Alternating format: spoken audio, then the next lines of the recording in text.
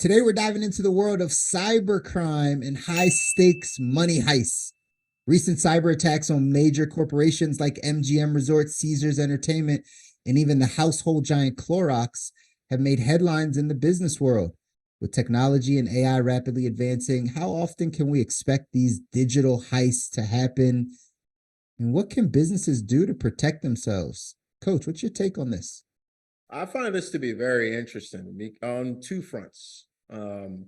One, in terms of something we always talk about, which is what makes sense this day and age as a young person coming out of high school. What are the things that you should be paying attention to, and what are the things that you should be studying?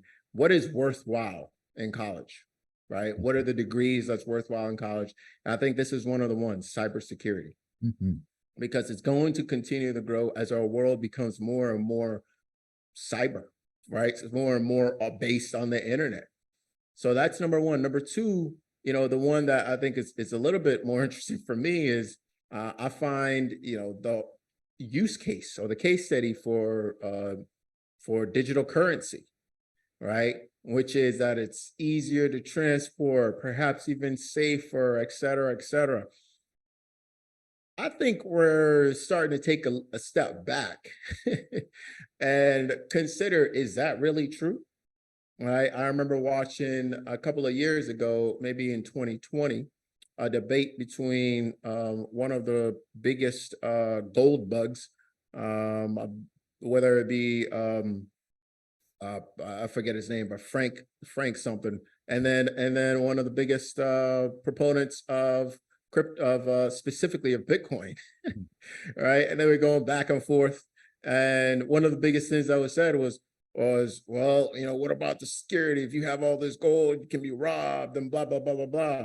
And I'm thinking to myself, I'm pretty sure there's people out there that can figure out how to take your money if they really want to. And quite frankly, most people, they don't even say, it's not even a threat from the outside. It's that they forget their password. and they lose thousands of millions of dollars. And you're thinking, oh, that's tough. Well, it's a great take on it because we are moving more into this digital realm.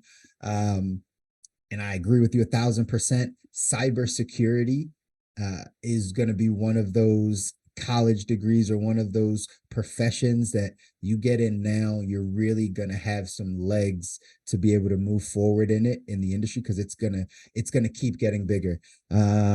Shout out to my guy Farad for getting his degree in cybersecurity. Hit me up. Let's go. Yeah, man.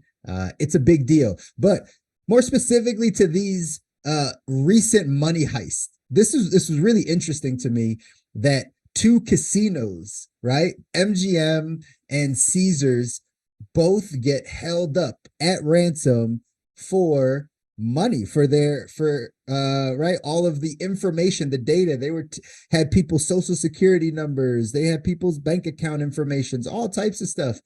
And Caesars and MGM both paid the ransom, right? That's the funny part of this. Like, it happened.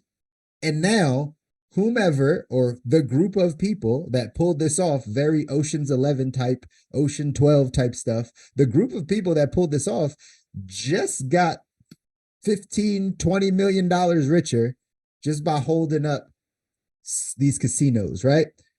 I believe it will trickle down to the little guys. I believe that, like, if we see this at the highest level, sure, there's some of the people that are just like, oh, let's go after the big dogs. Let's go get the big money, right? Let's put it all on the line because, they got all FBI, all types of stuff probably like out trying to figure this out.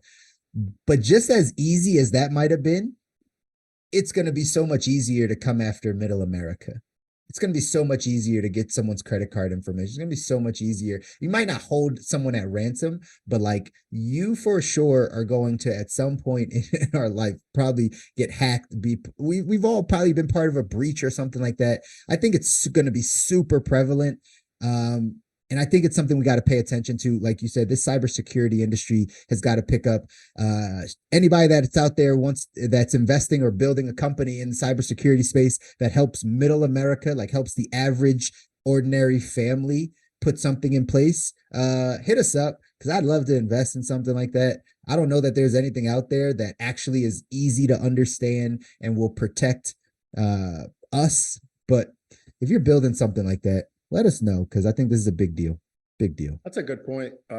Great take. I will say this though, I do not think it's trickling down to average American or middle America. There's just not enough money. It's not worth the juice is not worth the squeeze.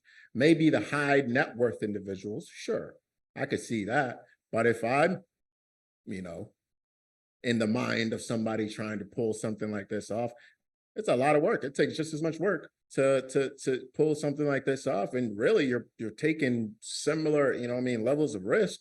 Right. When you look at the legal book, like, they're not going to throw an extra 20 years just because you got more. No, it's going to be very similar. So I'm going towards the 20 million, big one-time thing than I am going towards middle America, who, as we know, judging by the numbers that I sent that I'm seeing recently, middle America is suffering.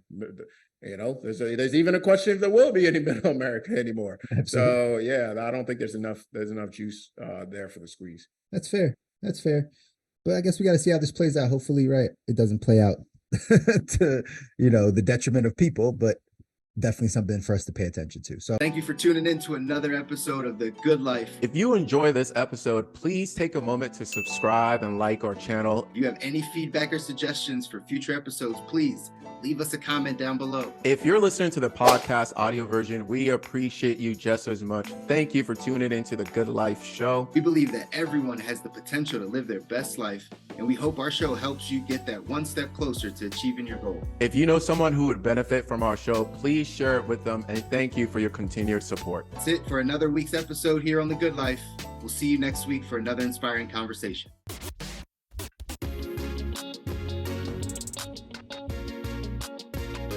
Welcome to The Good Life.